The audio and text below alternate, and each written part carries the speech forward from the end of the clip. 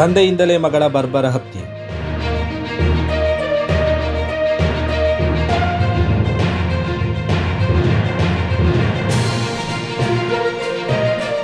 ಕುಂಜತ್ತೂರ್ನ hill top ಎಂಬಲ್ಲಿ ಮಗಳನ್ನ ತಂದೆಯೇ ಹತ್ಯೆ ಮಾಡಿದ ಘಟನೆ ನಡೆದಿದೆ. ಉಮರ್ ಫಾರೂಕ್ ಎನ್ನುವವ ತನ್ನ ಮಗಳು +2 ವಿದ್ಯಾರ್ಥಿನಿ ಮರಿಯಂ ಜುಮೈಲಾಳನ್ನ ಚಾಕುವಿನಿಂದ ಹಿರಿದು ಕೊಲೆ ಮಾಡಿದ್ದಾನೆ.